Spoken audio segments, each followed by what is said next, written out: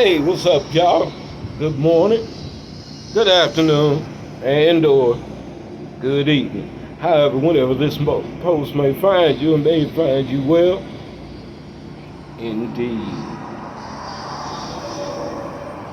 Oh man, have you noticed that the more things change, the more they stay the same? Or as they said in Peter Pan, this has all happened before and it will all happen again. Or, as Solomon said in Ecclesiastes, ain't nothing new under the sun. Now that one my mama said every day to me. And I quite often heard her tell me that this has all happened before and this will all happen again, because history is cyclical. And as I sit here in July of 2022, man, I look at all the parallels between this time we're living and the beginning of either one of those two great world wars. And I gotta ask myself, am I living on the edge of the third great world war? And if so,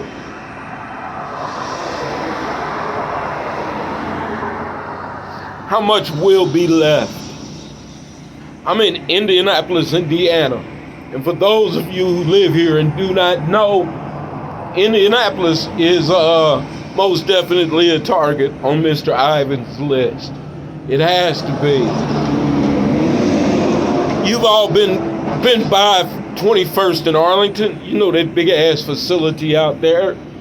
When we were growing up, it was called Naval Avionics. I don't know what it's called now, but they still do the same shit. They build brains for missiles. So yeah, that's a prime target. Plus, you get the added advantage of nuking a city. And please don't please don't get it in your head that cities aren't targeted simply because they're cities. No, cities are most definitely targets, and they're not necessarily alternates either. And most of Indiana's going to end up glowing in the dark because we got just way too damn many military installations here. You got Grissom Air Force Base up in Peru, Indiana. Gotta go. You got the Close Combat Training Center in Muscatatuck. Gotta go. Got the the Crane Surface Naval Warfare Center, where every piece of munitions the United States Navy or Marine Corps might ever want or need is there. Gotta go. Got to go. Then if you look to the east of us, well, by God, there's a bunch of shit in Ohio that's gotta go. Bunch of shit in Illinois and Wisconsin got to go. Fort Campbell, Kentucky, oh, nigga, it's gone. It cannot exist. So you see,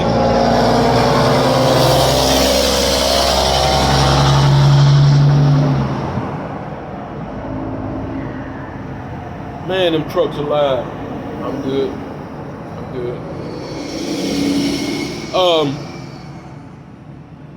Those who are lucky will get vaporized and become a shadow on the street.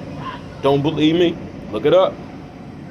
You'll see pictures of people who were literally vaporized in Hiroshima and Nagasaki, and there's nothing left of them but a burned out shadow that will never go away on the concrete. Don't believe me? Look it up. Those who are a little less lucky will, get third-degree burns and die a horrible and painful death, or they'll die of radiation poisoning, and in which case that's a horrible and painful death too. Now I describe all this because that's exactly where Joe Biden is leading us. Him and that belly warmer as of a vice president of his, who I believe is calling the shots, because that boy is gone. His diaper's full and the attic's empty. Oh man, it's America, land of the thief, home of the slave, huh? Yeah, but I said all that because, like I said, Joe Biden is leading us down the road to destruction. What's happening in Ukraine is none of our business, and I don't care how bad it is or how foul it is none of our business. And any aid we give them is just digging us a deeper hole. People think that we are just so damn powerful. But let me tell you something. The very thing that kept the Cold War from getting too damn hot was called MAD, Mutually Assured Destruction. You know how our governments love acronyms. But yeah, it was called MAD, Mutually Assured Destruction. You see, there is no way for us to launch a preemptive attack against either China or Russia that they cannot retaliate and devastate us. Nor is it possible for them to do that to us. MAD, Mutually Assured Destruction.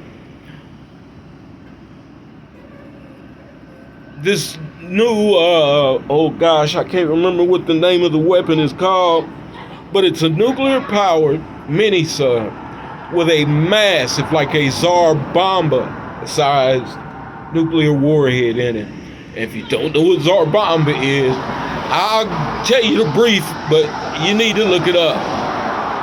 Tsar Bomba was the biggest nuclear weapon ever tested. It was a Russian weapon, and it had a yield of something like 500 kilotons.